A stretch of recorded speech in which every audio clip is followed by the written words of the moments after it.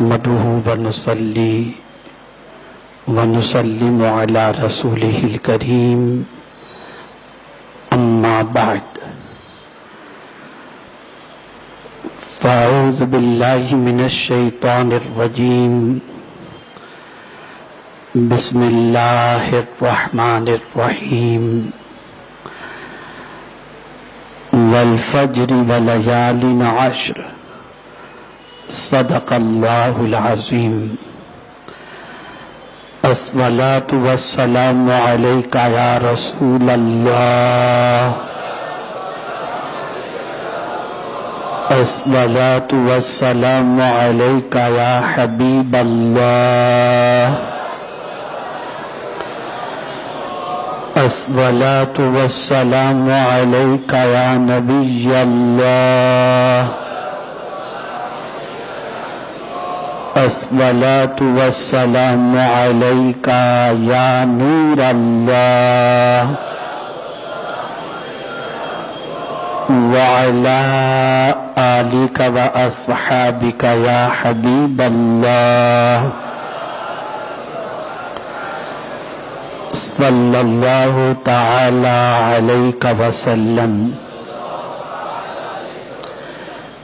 میرے پیارے آقا صلی اللہ تعالی علیہ وسلم کے پیارے دیوانوں،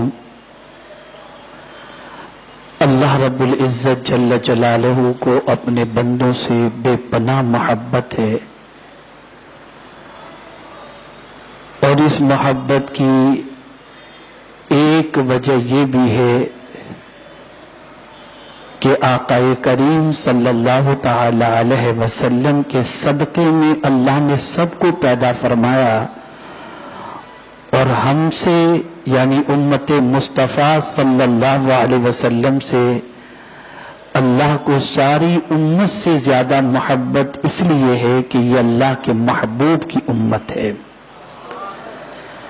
اسی وجہ سے پروردگار جل جلالہ نے ہمیں ایسے ایام، ایسی راتیں عطا فرمائیں کہ ان دنوں رات کی اگر ہم قدر کریں اور اس میں اللہ رب العزت جل جلالہ کی بندگی کریں، رب قدیر جل جلالہ ہمیں دنیا اور آخرت کی نعمتوں سے مالا مال فرماتا ہے۔ میرے پیارے آقا صلی اللہ تعالی علیہ وسلم کے پیارے دیوانوں، میں نے سورہ فجر کی ابتدائی آیت کی تلاوت کا شرف حاصل کیا۔ سورہ فجر یہ 30ویں پارے کی سورت ہے، اور اس کے شان نزول سے متعلق فرمایا گیا کہ پیغمبر رحمت صلی اللہ تعالی علیہ وسلم جب لوگوں کو اسلام کی دعوت دینے کے لیے تشریف لے گئے،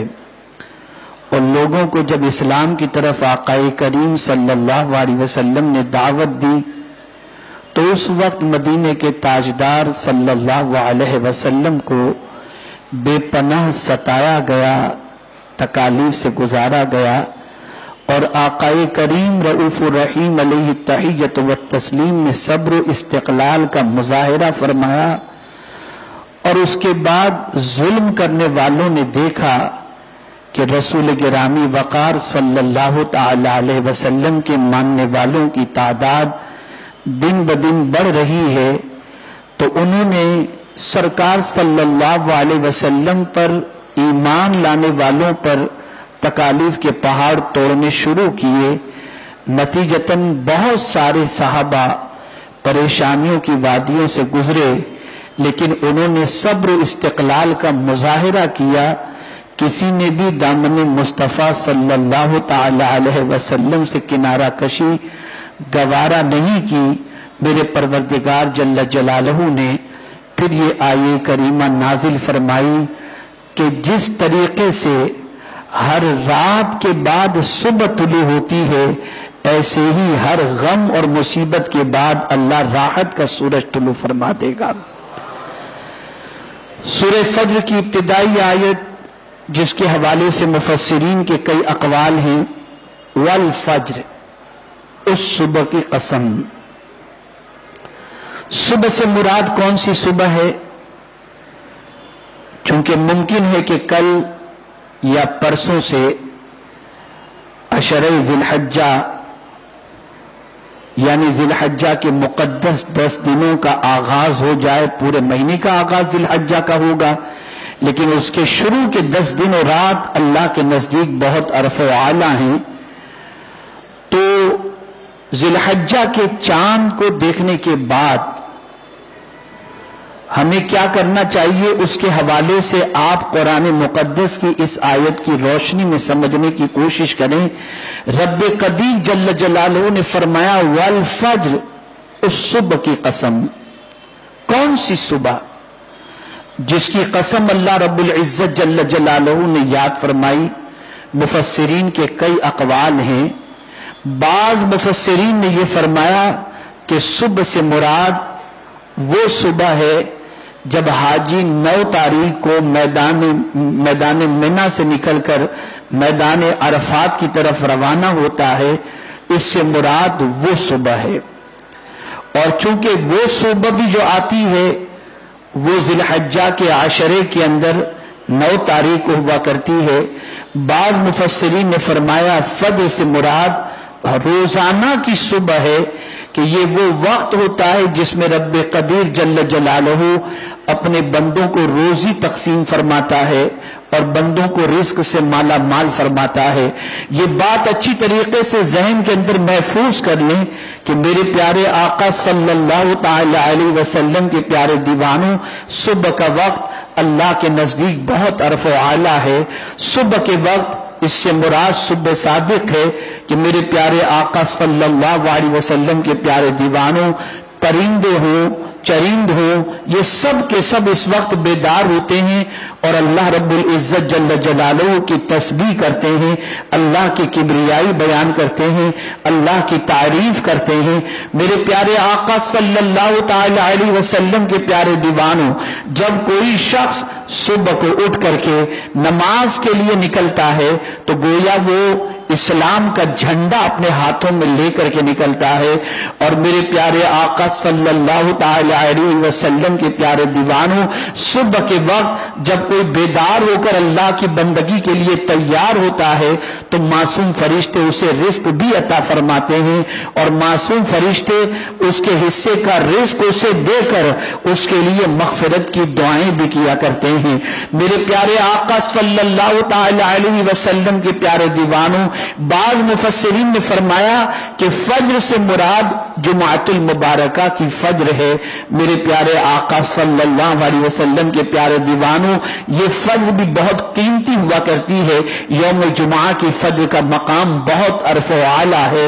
آقا کریم رؤوف الرحیم علیہ التحیۃ والتسلیم کے فرمان کی روشنی کے اندر اگر کسی شخص کا انتقال جمعہ کو ہو جائے، اللہ عز و جل اسے شہادت کا مرتبہ عطا فرماتا ہے. تو میرے پیارے آقا صلی اللہ علیہ وسلم کے پیارے دیوانوں، فجر ہمارے لیے یہ پیغام لے کر کے آتی ہے. فجر ہمارے لیے یہ مژدہ جاں فضا لے کر کے آتا ہے. فجر کا وقت آتا ہے تو ہمیں چاہیے کہ فجر کی وقت کی قدر کریں. اب پروردگار جل جلالہ نے فجر کی قسم یاد فرما کر اس صبح کی قسم یاد فرمائی جس سے مراد یا تو ہر صبح ہے، یا جس سے مراد جمعہ کی صبح ہے، یا جس سے مراد عرفات کی صبح ہے. اور آپ اگر دیکھیں تو ہر صبح سے مراد تو عشرہ ذی الحجہ کے اندر بھی صبح آتی ہے اور اسی کے اندر یوم جمعہ کی صبح بھی ہے اور اسی کے اندر یوم عرفہ کی بھی صبح ہے. اللہ رب العزت جل جلالہ ہمیں فجر کی برکتوں سے مالا مال ہونے کی توفیق نصیب فرمائے. میرے پیارے آقا صلی اللہ تعالی علیہ وسلم کے پیارے دیوانوں، جیسے ہی فجر ہوتی ہے تو آپ دیکھتے ہیں کہ صبح طلوع ہوتے ہی دن کا اجالا پھیلنے لگتا ہے. اب یہ دن جس پر سورج نکلا ہے، اللہ رب العزت کے نزدیک وہ دن کتنے افضل و اعلیٰ ہیں. خاص طور پر عشرہ ذی الحجہ یعنی ذی الحجہ کے شروع کے 10 دن و رات اللہ کے نزدیک کتنے عرف و اعلیٰ ہیں. اس کے حوالے سے آپ دیکھیں کہ میرے مولا نے اس کی قسم یاد فرمائی. عرب کا دستور تھا کہ کوئی اہم معاملہ ہوتا تو عرب لوگ اس دن کی یا اس چیز کی قسم کیا کھایا کرتے تھے؟ رب قدیر جل جلالہ نے عرب کے دستور کو زندہ رکھتے ہوئے بتایا کہ میرے نزدیک جو عظمت والے دن ہیں اور عظمت والی راتیں ہیں، میں ان کی قسم یاد کرتا ہوں، اور اس سے مراد فجر ہے اور اس سے مراد عشرہ ذی الحجہ ہے۔ میرے پیارے آقا صلی اللہ تعالی علیہ وسلم کے پیارے دیوانوں، آقا کریم صلی اللہ تعالی علیہ وسلم کا یہ ارشاد سماعت فرمائیں، مسلم شریف کی حدیث ہے، اسے آپ ذہن میں محفوظ کر لو۔ ہو سکتا ہے آپ میں سے بہت سارے مسلمان، ہم میں سے بہت سارے مسلمان عشرہ ذی الحجہ کی قدر نہ کرتے ہوں اور اس میں عبادت و ریاضت نہ کرتے ہوں۔ ہم نے یہ سمجھ رکھا ہے جمعہ عبادت کا دن ہے، ہم نے یہ سمجھ رکھا ہے کہ ماہ رمضان ہی میں عبادت کرنی چاہیے، ہم نے یہ سمجھ رکھا ہے کہ بڑے دن اور بڑی رات ہی میں عبادت کرنی چاہیے، لیکن آپ آقا کریم صلی اللہ علیہ وسلم کا یہ ارشاد مبارک جو عشرہ ذی الحجہ سے متعلق ہے اسے سماعت فرمائیں، اور سماعت فرمانے کے بعد محسوس کریں کہ اللہ کے نزدیک ان 10 دنوں کی عبادت کا مقام کیا ہے۔ آقا کریم صلی اللہ علیہ وسلم ارشاد فرماتے ہیں، اللہ اکبر، سارے دنوں کی عبادت سے اگر اللہ کو کسی دن کی عبادت سب سے زیادہ محبوب ہے تو وہ عشرہ ذی الحجہ کی عبادت ہے، سارے دنوں سے زیادہ۔ جس دن اللہ کو اپنے بندوں کا عبادت کرنا سب سے زیادہ پسند ہے وہ دن کون سے ہیں؟ یہ ذی الحجہ کے 10 دن ہیں۔ ان 10 دنوں میں بندہ جب عبادت کرتا ہے تو وہ عبادت کرنے والا اللہ کا محبوب بن جاتا ہے، اس کی عبادت اللہ کو بے پناہ پسند ہے، اس کی عبادت سے اللہ عز و جل راضی ہوتا ہے، اس کا عبادت کرنا میرے کریم کو بے پناہ پسند ہے، اس عبادت کرنے والوں پر میرا مولا کرم کی نظر فرماتا ہے۔ افسوس، 100,000 افسوس، ہمارا حال یہ ہے کہ ہم نے ان مقدس دنوں کی قدر نہیں کی، ہم نے مقدس راتوں کی قدر نہیں کی۔ آقا کریم صلی اللہ تعالی علیہ وسلم نے ان 10 دنوں کے حوالے سے یہ فضیلت بیان فرما کر اپنی امت کو بتا دیا کہ اے میرے امتیوں، تم ان 10 دنوں کی قدر کرو، ان 10 دنوں کو لغو و لعب میں نہ گزارو، ان 10 دنوں کے اندر اللہ کی بندگی کرو۔ اور ان بندگیوں کے حوالے سے کیا بندگی سب سے زیادہ کرنی چاہیے، تو اس کے سلسلے میں کئی اقوال ملتے ہیں۔ ایک قول تو یہ ہے کہ ان 10 دنوں کے اندر نماز کثرت سے تو پڑھنی ہی چاہیے، فرائض کے علاوہ، 5 وقت کے علاوہ۔ اس کے علاوہ جو چیز ان 10 دنوں میں اللہ کو بہت زیادہ پسند ہے وہ یہ ہے کہ بندہ چلتے پھرتے اٹھتے بیٹھتے اللہ اکبر اللہ اکبر لا الہ الا اللہ واللہ اکبر اللہ اکبر وللہ الحمد لا الہ الا اللہ وحدہ لا شریک لہ، اسی طریقے سے اللہ اکبر یہ پڑھتا رہے، بلکہ یہاں تک کہ میرے پیارے آقا صلی اللہ تعالی علیہ وسلم کے پیارے دیوانوں حضرت عبداللہ ابن عمر رضی اللہ تعالی عنہما کا عالم یہ تھا کہ آپ جانتے ہیں عشرہ ذی الحجہ کا چاند جیسے ہی نظر آتا تو آپ یہ کرتے کہ چاند دیکھنے کے بعد جب گلی کوچوں سے گزرتے تو اتنی بلند آواز سے پڑھتے اللہ اکبر لا الہ الا اللہ واللہ اکبر وللہ الحمد، کہ آپ کی آواز سن کر دکان والے بھی اللہ کی تکبیر پڑھنے لگ جایا کرتے، اللہ کا ذکر کرنے لگ جایا کرتے۔ میرے پیارے آقا صلی اللہ تعالی علیہ وسلم کے پیارے دیوانوں، تھوڑا سا غور کریں کہ باقی دنوں کی عبادت کے مقابلے کے اندر اللہ کو ان 10 دنوں کی عبادت کیوں سب سے زیادہ اپنے بندوں کی محبوب ہے۔ اس کی وجہ یہ ہے کہ انہی 10 دنوں کے اندر چونکہ یہ حج کا مہینہ ہے اور آخری وقت ہوتا ہے، تقریباً قافلے مکہ مکرمہ پہنچ چکے ہوتے ہیں اور حجاج کرام جو زیارت حرمین طیبین کے لیے پہنچے ہوتے ہیں، کوئی طواف میں مصروف ہوتا ہے، کوئی تلبیہ میں مصروف ہوتا ہے، کوئی عمرے میں مصروف ہوتا ہے اور حجاج کرام کے قافلے مکہ مکرمہ پہنچ کر اللہ کے ذکر میں لگے رہتے ہیں. کوئی تلاوت کر رہا ہوتا ہے, کوئی تلبیہ پڑھ رہا ہوتا ہے, کوئی طواف کر رہا ہوتا ہے. اب اگر کوئی بندہ وہاں نہیں پہنچ سکا اور اپنے ملک میں رہ کر کے جب اللہ کی کبریائی بیان کرتا ہے اور اللہ عز و جل کا ذکر کرتا ہے تو مکے میں ذکر کرنے والوں کے صدقے میں اللہ اس ذکر کرنے والے کے ذکر کو بھی قبول فرما لیا کرتا ہے. میرے پیارے آقا صلی اللہ علیہ وسلم کے پیارے دیوانوں, قدر کرو, عشرہ ذی الحجہ کی قدر کرو, عشرہ ذی الحجہ میں عبادت کرو, عشرہ ذی الحجہ میں نوافل کثرت سے پڑھو, عشرہ ذی الحجہ کی شب بیداری کرو, عشرہ ذی الحجہ میں دن کے اندر آپ غربا یتامى مساکین پر صدقہ و خیرات بھی کرو. کہ فرمایا گیا عشرہ ذی الحجہ میں جو شخص عبادت و ریاضت کرتا ہے اللہ اس کی عمر میں برکتیں عطا فرماتا ہے, اس کے مال میں برکتیں عطا فرماتا ہے, اس کے جان مال کی حفاظت فرماتا ہے, اس کی اولاد کی حفاظت فرماتا ہے. میرے پیارے آقا صلی اللہ علیہ وسلم کے پیارے دیوانوں, اور فرمایا گیا پروردگار جل جلالہ اس کے درجات کو بلند فرماتا ہے, اسے عروج عطا فرماتا ہے, اسے کامیابی اور کامرانی عطا فرماتا ہے. میرے پیارے آقا صلی اللہ علیہ وسلم کے پیارے دیوانوں, اس لیے خاص طور پر ہم یہ کرتے ہیں کہ تکبیر تشریق جو ہے وہ 90 کی صبح سے شروع کرتے ہیں اور 13 کی عصر تک پڑھتے ہیں. بالکل یہ سنت مصطفیٰ جان رحمت صلی اللہ علیہ وسلم ہے. اور ان دنوں کے اندر اور ان تاریخوں کے اندر تکبیر تشریق ہمیں بلند آواز سے پڑھنا چاہیے. ہر فرض نماز کے بعد اس کا ذکر کرنا چاہیے اور اس کو بلند آواز سے پڑھنا چاہیے. میرے پیارے آقا صلی اللہ علیہ وسلم کے پیارے دیوانوں, لیکن اس کے علاوہ بھی اگر آپ ان 10 دنوں کے اندر چلتے پھرتے اٹھتے بیٹھتے گلی کوچوں کے اندر بھی اگر آپ اس تکبیر کو بلند آواز سے پڑھتے ہیں تو اس کا صلہ اللہ رب العزت جل جلالہ دنیا اور آخرت دونوں میں عطا فرماتا ہے. یہاں تک ملتا ہے کہ حضرت عبداللہ ابن عمر رضی اللہ تعالی عنہما حج کے لیے جب تشریف لے گئے تو مینا میں جب پہنچے تو آپ مینا کے اندر اتنی بلند آواز سے تکبیر تشریق پڑھتے کہ مسجد کے اندر بیٹھے ہوئے لوگوں تک آواز پہنچتی, وہ بھی سن کر کے تکبیر کے اندر لگ جاتے. اور جب سب تکبیر تشریق پڑھتے تو ان سب کی آواز بازاروں تک پہنچ جاتی اور بازار والے بھی اللہ عز و جل کی کبریائی بیان کرنے لگ جاتے تھے. قرآن مقدس میں رب قدیر جل جلالہ نے فرمایا وَلَذِكْرُ اللَّهِ أَكْبَرُ, اللہ کا ذکر سب سے بڑا ہے, سب سے بڑا. بے چینی کی وادیوں میں زندگی گزارنے والا مسلمان, پریشانیوں کے اندر گھرا ہوا مسلمان, اسٹریس کے اندر زندگی گزارنے والا مسلمان, رات کو نیند کی گولیاں لے کر سونے والا مسلمان, آخر یہ کیوں بھول گیا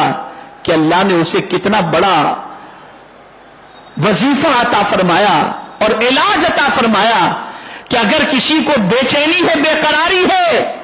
اور وہ بے چینی اور بے قراری کو دور کرنا چاہتا ہے تو اسے کسی اور چیز کے سہارا لینے کی بجائے میرا رب فرماتا ہے الا بذکر اللہ تطمئن القلوب, آگاہ ہو جاؤ اللہ کے ذکر سے دل کو اطمینان ملا کرتا ہے. یاد رکھیں جسم جہاں کا ہے وہاں کی غذا سے اسے اطمینان ملے گا اور روح جہاں سے آئی ہے وہاں کی غذا سے اسے اطمینان ملے گا. جسم کو اطمینان ملتا ہے زمین سے نکلی ہوئی غذاؤں کو کھانے سے, اناج زمین سے, پھل فروٹ زمین سے. جب ہم یہ کھاتے ہیں تو ہمارے جسم کو راحت پہنچتی ہے اور روح اعلی علیین سے آئی ہے. تو وہاں کا جب ذکر کرتے ہیں اور اس پالنہار حقیقی کا جب ذکر کرتے ہیں تو اس سے ہمارے قلب کو سکون کی دولت میسر ہو جاتی ہے. آخر کیا وجہ ہے کہ خوشی کے موقع پر بھی اللہ کا ذکر, غم کے موقع پر بھی اللہ کا ذکر, اس لیے کہ اللہ کا ذکر قلب کی تسکین کا سامان ہے۔ میرے پیارے آقا صلی اللہ تعالی علیہ وسلم کے پیارے دیوانوں، اس لیے عشرہ ذی الحجہ میں اللہ عز و جل کی کبریائی بیان کرو، تکبیر تشریق خوب کثرت سے کرو، اور اسی کے ساتھ ساتھ تلاوت قرآن مقدس بھی کرو، اسی کے ساتھ ساتھ غربا، یتامى، مساکین، پریشان حال، مصیبت زدوں کی مدد کرو کہ اس پروردگار جل جلالہ عشرہ ذی الحجہ میں اس کار خیر کے انجام دینے پر پروردگار بے شمار برکتیں عطا فرماتا ہے، اس لیے کہ آپ اس ایام میں یہ کام انجام دے رہے ہو جس ایام کے اندر آپ کی عبادت کرنا اللہ کو سب سے زیادہ پسند ہے۔ آپ کا عبادت کرنا، ہمارا عبادت کرنا اللہ کو سب سے زیادہ پسند ہے۔ اب آپ سنیں، آقا کریم صلی اللہ علیہ وسلم کی چند عادت کریمہ تھی جسے کبھی حضور صلی اللہ علیہ وسلم نے ترک نہیں فرمایا۔ ان میں کی ایک عادت یہ بھی تھی کہ حضور صلی اللہ علیہ وسلم 9 ذی الحجہ تک، یعنی 1 ذی الحجہ سے لے کر 9 ذی الحجہ تک حضور صلی اللہ علیہ وسلم روزہ رکھا کرتے تھے، روزہ رکھا کرتے تھے 1 سے 9 تک کا۔ اور ان روزوں کی فضیلت کے سلسلے میں آقا کریم صلی اللہ علیہ وسلم نے ارشاد فرمایا، جو شخص عشرہ ذی الحجہ کا 1 روزہ رکھے، اللہ تعالیٰ اس 1 روزے کے عوض کے اندر اس کے 1 سال کے گناہوں کو معاف فرما دیتا ہے اور 1 سال کی نیکیوں کا ثواب عطا فرماتا ہے۔ اور اگر کوئی شخص عشرہ ذی الحجہ کی رات عبادت و ریاضت میں گزارے، شب بیداری کرے، تو مکین گنبد خضرا صلی اللہ علیہ وسلم ارشاد فرماتے ہیں اس کا عشرہ ذی الحجہ میں شب بیداری کرنا اور عبادت کرنا یہ لیلۃ القدر میں عبادت کرنے کے برابر ہے، لیلۃ القدر میں۔ افسوس کی بات ہے، بے پناہ افسوس کی بات ہے کہ ہم نہ مقدس راتوں کی قدر کرتے ہیں، نہ مقدس دنوں کی قدر کرتے ہیں، نہ اپنے اوقات کو اللہ کی بندگی کے لیے خرچ کرنے کی کوشش کرتے ہیں۔ آج ہمارا حال یہ ہے کہ غفلت کی ایسی چادر ہم نے تان لی ہے کہ العیاذ باللہ نماز بھی اب مسلمانوں پر بوجھ بنتی جا رہی ہے، نیکیاں بھی انسان کے لیے اب کوفت محسوس ہونے کا سبب بن چکی ہیں۔ آپ دیکھتے ہوں گے کل تک نیکیوں کے حریص کی تعداد بہت زیادہ تھی اور آج نیکیوں سے جی چرانے والوں کی تعداد بہت زیادہ ہے۔ کل تک نیکی کے سلسلے میں انسان سب سے آگے نکلنا چاہتا تھا اور آج کی پوزیشن یہ ہے کہ نیکی کے سلسلے میں آج کا انسان سب سے پیچھے رہنا چاہتا ہے۔ میرے پیارے آقا صلی اللہ تعالی علیہ وسلم کے پیارے دیوانوں، پروردگار جل جلالہ نے یہ مقدس دن اور رات ہمیں کیوں عطا فرمائے؟ وجہ سب سے بڑی ایک یہ بھی ہے کہ اس امت کی عمر کم ہوگی۔ بنی اسرائیل کے اندر جو لوگ تھے، بنی اسرائیل میں ان کی عمریں لمبی ہوا کرتی تھی، کئی 100 سال کی ان کی عمریں ہوا کرتی تھی۔ ان میں بہت سارے بڑے بڑے عابد و زاہد گزرے ہیں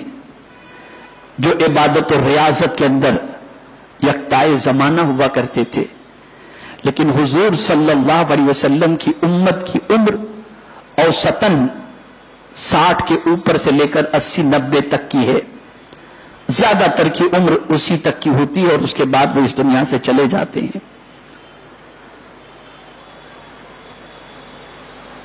میرا رب اپنے محبوب صلی اللہ علیہ وسلم کی امت کو ثواب کے سلسلے میں دوسری امت سے پیچھے نہیں رکھنا چاہتا، اس لیے میرے کریم نے مقدس راتیں عطا فرمائیں، مقدس دن عطا فرمائے تاکہ میرے محبوب کا امتی ان دنوں رات میں عبادت کر کے دوسری امت سے آگے نکل جائے۔ ثواب بڑھا دیا جیسے 5 وقت کی نماز اور 50 وقت کی نماز کا ثواب. ارے لیلۃ القدر کا معاملہ یہ ہے کہ ایک ہی رات کو میرے کریم نے 1000 مہینوں سے بہتر فرما دیا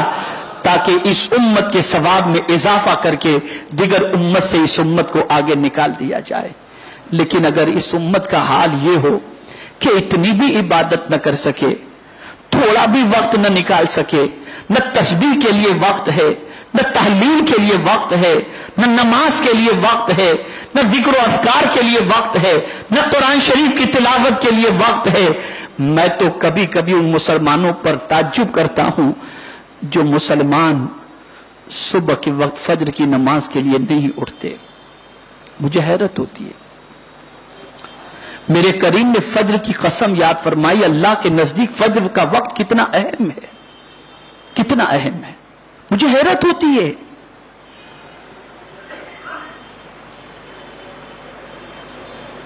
فجر, اللہ اکبر, اتنا عظیم وقت ہے کہ رات کے فرشتے اور دن کے فرشتے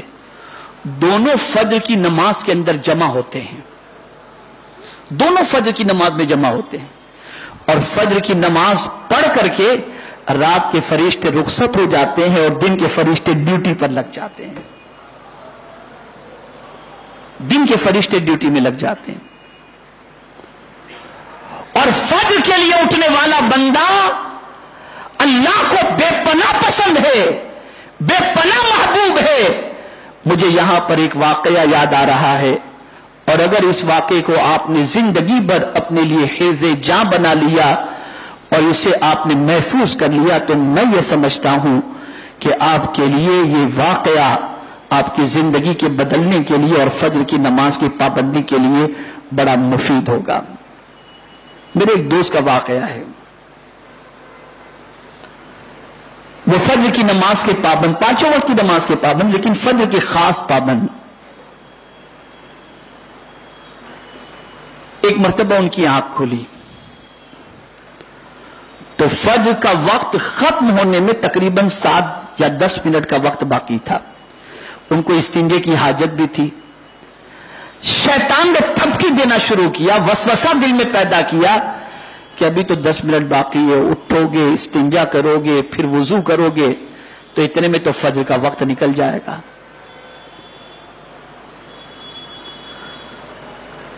تو اس نے سوچا کیا کروں, اٹھوں کہ تھوڑی دیر کے بعد اٹھ کر کے استنجا کر لوں. اب اسی ششوپن میں تھا وہ شخص. اسی میں ایک خیال اس کے دل میں آیا, ایک خیال کہ میں اگر اٹھوں, جلدی سے استنجا سے فارغ ہو کر وضو کر لوں اور وضو کر کے فرض ہی 2 رکعت میں ادا کر لوں, اگر سنت کا ٹائم نہیں ہے تو میرے آقا کی آنکھوں کو ٹھنڈک پہنچ جائے گی. اگر میری نیند کے قربان کرنے سے حضور کی آنکھوں کو ٹھنڈک پہنچتی ہے تو میں یہ کرنے کے لیے تیار ہوں. وہ شخص مجھے کہتا ہے نمازیں اس سے پہلے بھی میں نے پڑھی تھی لیکن اتنا سکون مجھے نماز کے ذریعے نہیں ملا تھا جتنا اس تصور کے بعد مجھے نماز کے اندر سکون نصیب ہوا ہے. ارے جس امت کے لیے رسول اعظم پوری رات جاگتے رہے اور روتے رہے, آج انہی کا امتی فجر کی نماز نیند جو ہے اس کے اوپر قربان کرنے کی بجائے نیند پر نماز کو قربان کرتا دکھائی دے. کتنے تعجب کی بات ہے, کتنی حیرت کی بات ہے. اس لیے اے رسول اعظم صلی اللہ تعالی علیہ وسلم کے دیوانوں, ہر فجر کی پابندی کرو, ہر وقت کی نماز کا خیال کرو, لیکن خاص طور پر فجر کی نماز. اور اگر کسی شخص کو فجر میں اٹھنے میں دقت ہو رہی ہے اور اس کے اوپر بوجھ بن رہا ہے فجر کی نماز کے لیے اٹھنا, تو یہ اچھی سائن نہیں ہے, یہ اچھی علامت نہیں ہے. آقا کریم صلی اللہ علیہ وسلم نے ارشاد فرمایا منافق پر فجر اور عشاء کی نماز گراں ہے. کہ جو منافق ہوتا ہے نا, اور منافق کا ٹھکانہ کیا ہے, ان المنافقین فی الدرک الاسفل من النار, بے شک منافق جو ہے اس کا ٹھکانہ جہنم کا سب سے نچلا طبقہ ہے. تو اگر کسی پر فجر کی نماز کے لیے اٹھنا گراں گزرتا ہے اور وہ نہیں اٹھتا، عشاء کی نماز اس پر گراں گزرتی ہے، نماز نہیں پڑھتا، تو یہ سمجھ لینا چاہیے کہ منافق کی کچھ خصلت اس کے اندر موجود ہے، تو اللہ کی بارگاہ میں توبہ کر کے اسے عشاء اور فجر کی نماز کی خاص طور پر پابندی کرنی چاہیے۔ میرے پیارے آقا صلی اللہ تعالی علیہ وسلم کے پیارے دیوانوں، جب کوئی عشرہ ذی الحجہ میں تکبیر پڑھتا ہے، ذکر کرتا ہے، تو اللہ تعالیٰ اس کے ذکر کو وہاں پر مکہ مکرمہ میں ذکر کرنے والوں کے ذکر کے ساتھ شامل کر لیتا ہے، اور اللہ تعالیٰ ان کے ذکر کے صدقے میں اس ذکر کرنے والے کے ذکر کو قبول فرما لیتا ہے۔ تو عشرہ ذی الحجہ میں خاص طور پر بندگی کریں، دن میں اللہ توفیق دے روزہ رکھیں، اور اگر آپ 9 دن کے روزے نہیں رکھ سکتے تو کوشش کریں کہ 9ویں کا روزہ یعنی خاص طور پر یوم عرفہ کا روزہ ضرور رکھیں کہ اس کی بے شمار برکتیں ہیں۔ میرے پیارے آقا صلی اللہ تعالی علیہ وسلم کے پیارے دیوانوں، عشرہ ذی الحجہ کی شب کے اندر ٹی وی دیکھنے کی بجائے میں یہاں پر ایک اور گزارش کروں گا، ایک خاص گزارش، آپ ٹارگیٹ متعین کر لو کہ میں عشرہ ذی الحجہ میں ایک قرآن شریف ختم کروں گا، روز 3 پارے کی تلاوت کروں گا، ٹارگیٹ فکس کر لو، اور آپ اس کے لیے محنت کرو۔ فجر کے بعد آدھا پارا پڑھ لیے، ظہر کے بعد پاؤ پارا پڑھ لیے، عصر کے بعد آدھا پارا پڑھ لیے، پاؤ پارا پڑھ لیے، مغرب کے بعد 1 پارا پڑھ لیے، عشاء کے بعد آپ نے کچھ پڑھ لیا، اس طریقے سے 3 پارے آپ کے ہو جائیں۔ چھٹی کا دن ہو تو 5 پارے پڑھ لیں، اس طریقے سے آپ پورا قرآن شریف 10 دن میں ختم کریں۔ مجھے کچھ نہیں کہنا، صرف اتنا ہی کہنا ہے، ایک قرآن ختم کر کے پھر دعا کر کے تو دیکھو میرا کریم کس طرح سے دعاؤں کو قبول کرتا ہے۔ ہمارا حال یہ کہ محنت کچھ نہیں کرنا اور صرف ساری چیزیں حاصل کرنا ہے، تو محنت تو کرو۔ جب حضور صلی اللہ علیہ وسلم نے فرما دیا کہ مزدور کے پسینے کے خشک ہونے سے پہلے مزدوری دے دو، تو یہ کیسے ممکن ہے کہ ایک عبادت کرنے والا بندہ عبادت کر لے اور میرا مولا اس کا بدلہ اسے نہ عطا فرمائے؟ تو ہمیں عبادت کرنی چاہیے، ان دنوں کی قدر کرو، راتوں کی قدر کرو۔ اور ایک اور خاص بات میں عرض کر دوں، اسے بھی آپ ذہن میں محفوظ کر لیں، آہستہ آہستہ رات لمبی ہوتی جا رہی ہے، دن چھوٹا ہوتا جا رہا ہے، بہت سارے لوگ جو رات جلدی سونے کے عادی ہوتے ہیں، 11 بجے 12 بجے، تو 3 بجے ان کی آنکھ کھلتی ہے، 4 بجے آنکھ کھلتی ہے، استنجا کے لیے اٹھتے ہیں، جاتے ہیں اور پھر آ کر سو جاتے ہیں۔ میری صرف ایک گزارش ہے، کبھی ایسا ہو کہ 3-4 بجے آپ کی آنکھ کھلے، آپ استنجے کے لیے جائیں، تھوڑی تکلیف ہوگی، وضو کر لیں آپ، اور وضو کر کے 2 رکعت نماز تہجد کی ادا کر لیں، 2 رکعت تہجد۔ آپ جانتے ہیں کیا فائدہ ہوگا؟ فرمایا گیا جب کسی گھر کے اندر کوئی بندہ نماز تہجد ادا کرتا ہے تو اس کے گھر کو فرشتے اس طریقے سے دیکھتے ہیں جس طریقے سے زمین پر رہ کر کے آدمی جو ہے آسمان کے تاروں کو دیکھ رہا ہوتا ہے۔ تارا جس طرح سے چمکتا ہے، ایسے جس گھر میں تہجد پڑھی جاتی ہے، تہجد کی نماز ادا کی جاتی ہے، وہ گھر بھی اللہ تعالیٰ چمکا دیتا ہے اور اس کی روشنی کو فرشتے آسمان میں دیکھ رہے ہوتے ہیں۔ تو یہ کر لیا۔ اور دوسری چیز، قرآن مقدس میں اللہ والوں کی صفت بیان کی گئی، والمستغفرین بالاسحار، وہ سحری کے وقت اللہ کی بارگاہ میں مغفرت طلب کرتے ہیں۔ تو آپ جب 4، 4:30، 3:30 اس ٹائم پہ جب آدھی رات کو اٹھیں یا ایسے وقت میں اٹھیں تو آپ خاص طور پر یہ کوشش کریں کہ اللہ رب العزت جل جلالہ کی بارگاہ میں استغفار کیا کریں، استغفر اللہ استغفر اللہ استغفر اللہ استغفراللہ، یہ کثرت سے پڑھا کریں انشاءاللہ العظیم۔ اس کے عوض کے اندر اللہ تعالیٰ اس وقت کیا جانے والا استغفار قبول فرما کر مغفرت کا پروانہ عطا فرمائے گا اور مغفرت کا مزدہ جاں فضا عطا فرمائے گا۔ میرے پیارے آقا صلی اللہ تعالی علیہ وسلم کے پیارے دیوانوں، ان چیزوں کا خیال رکھیں۔ اللہ رب العزت جل جلالہ آقا کریم رؤوف الرحیم علیہ التحیۃ والتسلیم کے صدقہ و توفیل مجھے آپ کو سب کو قرآن و حدیث پر عمل کی توفیق نصیب فرمائے، اور پروردگار جل جلالہ اچھوں کے تصدق ہم سب کو بھی اچھا بننے کی توفیق نصیب فرمائے، اور ہمیں بھی اللہ کی بندگی کے اندر اپنی زندگی کے لمحات کو گزارنے کی توفیق نصیب فرمائے، قدر کرنے کی توفیق نصیب فرمائے، راتوں کی قدر کرنے کی، دن کے قدر کرنے کی، مقدس ایام اور مقدس شب کی قدر کرنے کی توفیق نصیب فرمائے۔ وما علینا الا البلاغ المبین۔